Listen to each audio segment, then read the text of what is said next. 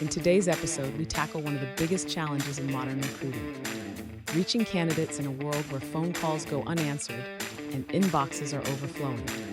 But is technology our biggest obstacle or our secret weapon? Let's find out. We revisit 5 expert guests who've cracked the code, sharing how they've mastered cold calling, social selling, and multi-channel approaches to connect with talent.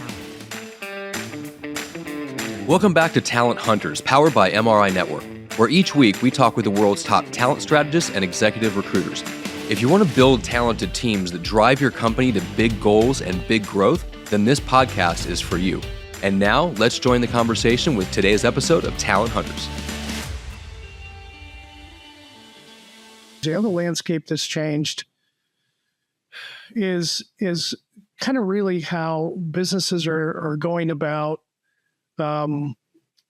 finding talent. The same automation I use is the same automation they're using. So in a way, it's competing with me. It's competing with us. So you have to find more of a differentiator there. The other thing is dynamic is the phone. In past years, I'd say about 5 years ago, 6 years ago, it really flipped. Before, 40 to 50 phone calls a day were important to make sure you're on the phone constantly. A 65 to 80 call a day metric for an account executive in a business 5, 6, 7 years ago was pretty standard. Now it's not. You can make 40, 50 phone calls, never get a voicemail back, never get anybody on the phone. So the phone dynamic has changed. So it's really kind of flipped to conversations are more important than phone calls now. So you have to drive to get conversations, and you can get conversations lots of different ways. You can get conversations in LinkedIn messages. You can get them in email sequences. You can get them on phone calls. You can get them on referrals. So you kind of have to work that circle now. It's just not the phone. So really driving at conversations are more important now. I try to get at least 10 conversations a day in business development, and it's tough to get that. So that dynamic has totally changed. So, if I were starting again, if I were a new office, let's say I was starting right now, I would be structuring my business to try to target phone conversations more than phone volume, and figuring out, okay, what is the circle? What are the points in the circle I got to do to really get conversations? Is it LinkedIn automation messages or email sequencing or referrals? What is it? And it's phone calls too. But you're going to have to do the whole circle in order to get the conversations. That's the important thing. Now, so that dynamic has completely changed to me.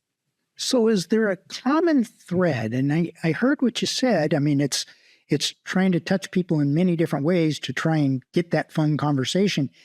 Is there a common message you're trying to send that drives those people to reach back out to you? Yeah, the common message is really kind of enforcing the brand, right? Which has become another element in the last 5 years, becoming very important. Getting people to recognize that you're just not calling them to get a job order. You're calling them to have a business conversation about what's happening, and there's some interest there on something that's happening in the industry or something that's happening that's affecting them, okay? Or a trend that might affect them, or something you're seeing that could benefit from them having that information. That's what you got to try to dig up. And it's tough to dig up sometimes, to find that common theme. So I don't know if it's a thread, but, if you put yourself on the end of a hiring manager, and I talked to one the other day who replied to a video that I sent him. He called me and said, you've been sending these videos to me for the last 2 years. So I figured I'd call you. 2 years, this guy, and we just had a business conversation. He says, I don't have any jobs, but I just wanted to talk to you about a couple things and what you're seeing out there, because he was thinking about something. So that seems to be the common thread to get through the noise. I guess is my point. That's profound, really. It really is. You know, and it's tough. It's an art, you know. I haven't mastered it, but I'm working on it. Yeah, I don't think I've been invited to the gallery yet because my art isn't that good. But it's, you bring up a good point. When you get these people on for the first time, what do you do to gain their trust? Doesn't make any difference if it's hiring authorities or candidates. We do business because people trust us. What is it? What's your message? What do you do to gain trust? Because we're going to have clients and candidates viewing this. What's your message of value to gain trust to these people? Well, in the conversation, if I get a hiring manager or they call me, what I want to know is about them. There's nothing better than a king wanting to talk about their kingdom, right? So I love to talk to them about their business. It's, hey, John, how's it going? Hey, I called other packaging guys out there. They're having a lot of problems getting materials from China. You guys experiencing that same thing? That's how the conversation starts. Has nothing to do with you got a job or any of that stuff. Nothing, 0, 0, 0. And it goes into that, and I kind of let them talk about their business, And I think people really appreciate when you take the time to understand what it is they do and their business and their problems. They don't want to hear your problem. They want you to fix their problem. And you can't get that unless you ask them, and you start talking to them about, their situation. Because the next email he gets from you or she gets from you probably will get opened if it's something of relevance because that person had talked to you about the business, before. So I like to do that. That's what I like to do. I'd like to do that also in my sequences too. I send a lot of industry stuff out. Hey, so-and-so, been working with a lot of packaging people. As you know, I contact them every day. Here are the trends I'm seeing. Are you seeing this? That's the email, and the response rate's pretty good. I mean, it could be no. That's it. Which, by the way, they get a phone. Anybody who replies to me gets a phone call. Gives me a phone call. So that's kind of how you have to really approach it. Because if you're selling a product, you're not going to sell anything. But if you're asking about their business and trying to figure out what the problem is, I really appreciate that. That's kind of my view on that. I believe strongly still today in cold calling. So as I'd mentioned, we have one individual that is hunting for new organizations. I would say 95% of his phone calls are all cold calling. And I'm not saying that social selling is wrong. I believe it to be a way. I am still of the group that says calling someone is the fastest way to get to them. And here's the great thing. So few people do it.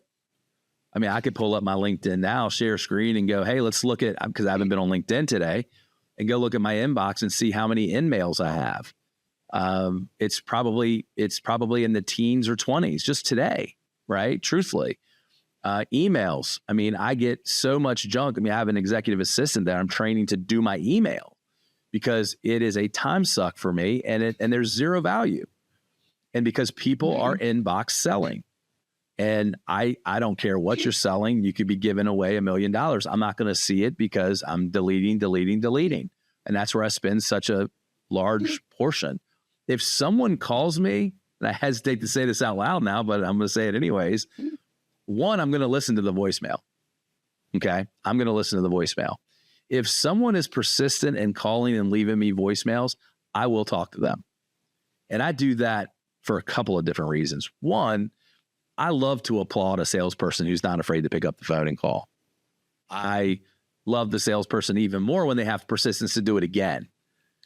And it shows that I'm a target for something. So then I get curious, like, where did they find me? Like, what really is this all about? And so I usually have a couple of calls a week with other suppliers that are trying to sell things, because a couple of the tools that we used happen that way. Our CRM that we use came from a cold call years ago now, like 3 years ago. And we had a lot of choices when it was time to upgrade our CRM, and I went directly back to one of the voicemails that I got. So I strongly encourage cold calling, because you want to separate yourself quickly, pick up the phone and call someone. Amen to that. I mean, one of the challenges we have now, Vince, though, it's not everybody's got a phone on their desk like we used to. So just a reality. We didn't grow up in this image and exposure world. We didn't grow up with TikTok and YouTube and all this. We did not do that. We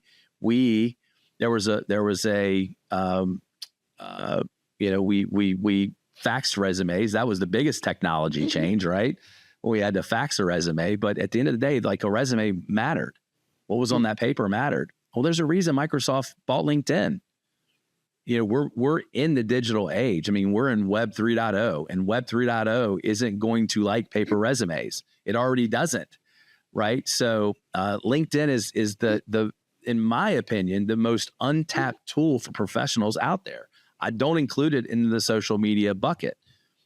The middle of last summer and so forth, it was a little bit difficult to get a hold of people. How did you approach solving that issue? How did you start to dig out? How were you contacting people when it was hard to reach people? What were you doing differently? Well, we've always had a very good pipeline of clients. Obviously, the candidate side is there since we've been doing this for a while. We get very good referrals and word of mouth and things like that. And it was a challenge. Sometimes you get very pigeonholed in this industry. Obviously, when it first started, it was, I had to make 100 phone calls per day. And if you made, 98, your day wasn't over. And, now you got the emails and the texts. And not each individual likes to respond on LinkedIn or a text message. So, really had to be creative in finding those ways. If you made 6 phone calls and they didn't answer, but you never sent a text or an email, try that version. So just multiple ways of reaching out and really trying to find out, how to get a hold of them. Is text message number one? Is it email? Is it on LinkedIn? Is it, whatever that case might be. So we just didn't work one avenue of ways. It was, multiple ways, trying to figure out what it was and attacking it at all angles. Love the fact of trying every way possible rather than dial the phone and give up. That's awesome. I think just multiple ways of reaching out. I think where our expertise comes in as a recruiter, and a lot of our companies, I'd say 75% of them have an internal HR, which is great. But making those cold calls, reaching out on social media ways, text message, email, those are hard ways for certain companies to do. And while some other recruiters might have been working on it, I don't think they were attacking it the same way. We didn't just make one phone call and give up and go down to the next person and boom, boom, boom. We really keyed on, probably 3 to 5 people that were ideal for this, because it wasn't a large search. It wasn't, where there was, hundreds of candidates that were going to be viable for this. So, attacking it multiple ways and not giving up. And I think the biggest thing, and I'm not sure who made the initial phone call, but throwing that little carrot out there, you can make a phone call. Yeah, I got a position. If they call you back, great. It was, hey, you're going to be overlooking all, making it exciting for them. And I think that's what we did. That was a little bit different than, what a job posting looked like or what other recruiter was presenting. So I think we just presented it in a more fashionable way that grabbed his attention. A recruiter today, be successful in what we do, has to have more knowledge than the recruiter 6, 7, 8 years ago by far. And most of it isn't just relationship management. It has to do with, knowing the person, knowing the company, matching the culture so that there's a good bond right there, but also knowing the technologies, knowing what CRMs are out there, knowing how people communicate effectively, what technologies are doing that, what job boards are out there. How do you leverage LinkedIn to get your message out to brand effectively? How do you mastercraft a resume with the technologies that are grabbing your resume out there? And what is AI doing? How do companies answer all of these questions? And we're finding out that they're not. They're doing a couple of them, but they can't do all of them. So in the recruiting industry, we have an opportunity to get our fingers on that, to put our fingers on the pulse of technology and relationship management, bridge them together, and we provide value that way. So companies aren't staffed to do that, but we can help them. Interesting. And when did you guys start really digging into the AI capabilities and what you've just talked about? Okay, so we've always wanted to try and automate our process because process in the recruiting business is very important. You have to do it the same way every time so you get as good of a result as you can with the candidates and the client. So we started to realize, well, how do we then leverage our system to send out these technological messages? How do we leverage our system to help us text, to help us integrate phone systems, to help us integrate templates of communicated messages to our clients? So you fast forward from that question to about 2 years ago when ChatGPT dropped, and we realized, well, not only can we utilize internal technology to get our message out to candidates, 1, 2, 3, 4, 5 messages instantaneously using email, text, phone messaging, another email, another text, another phone message simultaneously. But now there's programs that'll start building out those templates, and you could even articulate messages that way. Okay, that's all well and good, but we realized very quickly that people like people. People do not like speaking with AI technologies. People don't like knowing that there's a camera and an AI bot behind it asking a question, recording their answer that will then get lost in a void somewhere, and they're not even sure if it ends up in front of a hiring authority. So it's dead at that point almost every single time. So we realized that it has to be about the relationship, right? So we leveraged AI to get to that particular point, and it helped our process become more efficient. But it also helped us appreciate recruiting as a whole from a client standpoint, realizing that it's always going to be about the way we communicate with them. It's always going to be about the way we help them understand the candidate they're going to hire from a relationship standpoint. So 2 years ago, to answer your question, up until now, and this is going to be an ongoing discussion, I forecast moving straight on, but it's never going to replace a recruiter. It's going to uplift and strengthen our capacity to recruit efficiently for the person. Boy, it opens up Pandora's box of questions for me, because you made a comment earlier about all the dangers that we've forecast since you came into the business. Well, I've been here 38 years. So congrats, by the way. That's awesome. The technology was the threat when I started in this, is when the fax machine came out. Mm-hmm. Now, like you talked about, it's, all the interactions of multimedia and all this. It gets way over my head as far as the technology is concerned. I really draw and I relate to what you were talking about as far as the relationship building.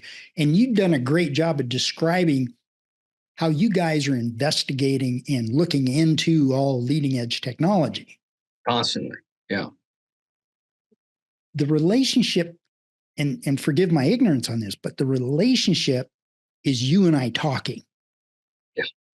It's right. not what AI generates. It's not what this generates. It's really you and I talking. So have your AEs, whatever, experienced the not being able to get a hold of hiring authorities or candidates? All the time. That's something that we deal with as a recruiter. People are away. You try and call them. You try and text them. You try and email them. They're on vacation. They're not there. Somebody takes their place. But that's always going to be there. And I think that's where AI is going to help, because if we could have systems in place that manage that kind of stuff, that take care of the front end's administration stuff, to get to this point right now where we're having an articulate person-to-person communication, that's good. Right? And we need to understand that. So AI is going to start taking that stuff over, getting us to this spot. But it's going to take a lot. It's going to take a lot of knowledge and a lot of people. What's a good way to say it? Understanding and implementing those systems to make that happen, to get to this point right now. Because in my simple mind, it's okay, show me something that will make this person want to take my call or call me back. And that's where I go with that. You grew up before fax machines. You grew up before computers and everything. You heard the stories that, recruiting business is going away because everybody can fax their resume. Oh, the recruiting business is going away because the computers are going to make it easy for them all to contact directly. What has going away because of LinkedIn? It's going away because of the internet, correct? Exactly. It's going away because corporate internal hiring teams are going to take over the world, right? Exactly. So I've heard them all. Every time you hear that story, because we're going to continue to hear it forever, what is it that you dig your heels in to maintain doing what we do to stay successful? You know, the message to me and the message we need to sell to our clients is, look, you can find candidates. You can put an ad in Indeed. You can put an ad in ZipRecruiter. You're going to get a lot of bodies. And you can get some candidates. And yes, you could fill some positions on your own. But in this very competitive world, it's one thing to get a candidate, and there's another thing to get the candidate over the altar, started and employed with your firm. And that's what we specialize in. And also, we're going to get you a different slate of candidates than you're going to get on your own. I mean, yes, you're going to find some, and you may find that needle in a haystack, and you may get lucky. And we all know that does happen with a good internal recruiter. However, it's very difficult in a competitive world, if you get a great candidate, to get that person on board. That's our art, and that's what we should be good at, is making sure that we can get a candidate and we can get them over the finish line. Because we all know how unrealistic some either the candidate could be or the client could be. Compensation could be way off. Expectations could be way off. And if they're talking direct, a lot of things could be missed in the process. And we know that because we've been doing it so long. And that's the value we perceive. It's not just finding a candidate. It's getting the candidate on board, started, and employed. That's the difference. That will never go away. You can find candidates on LinkedIn. We all use LinkedIn. You can find candidates through those job boards, but getting them on board, that's a different story. So they could beat their heads against the wall on that. But what differentiates you from all the other recruiters out there that profess to do what you do? Well, hopefully, if you're good at what you're doing in this business, it's about building a relationship. And it's about going the extra mile, as I said earlier, for your clients, that they know you're not just a recruiter, you're their trusted advisor. And I've used the analogy that if you're a CEO of a company, that you probably have an attorney you need to use when you have a legal problem. You have your accountant, because he's going to put together your financials. You should have your trusted advisor in search when you have a key need. And it's no difference. They need to call certain professionals when they have that need. And that's how you need to get to your clients. You need to build up that relationship over the years, that's their first call they make. Somebody walks in, it's one of their key people, and resigns, or something happens, or hit by a bus. And they say, you know what, make the call. It's saying, got search group, and going to talk to Mark, you're going to talk to Megan, you're going to talk to Charlie, you're going to talk to Quinn. It doesn't matter. That's my person. That's my go-to. and that's where you need to work on the relationship with each of your clients. How do you train that? You train it by making sure everybody knows this business from A to Z. They don't take shortcuts, because it's easy. Our fees are big, right? And sometimes people take shortcuts, and you really have to train them, do the things the right way. We have a process. It's a 24-step ASG process. And you probably have the same steps in your process, whether it's contingency or engage, it doesn't matter. It's the same process. And we're saying to our team, do the complete process. Don't take shortcuts. Make sure you dot the I's and cross the T's so that at the end of the day, we've got the best shot at a great placement. You can never guarantee it, but you give yourself the best chance to do it right. But do the process the right way, where the client's going to say, "What that firm they did a great job." And hopefully you have more than one candidate. Their decision is really difficult, that they have a tough choice to make and they make the right choice, but that you gave them options. And that's when they really appreciate what we do.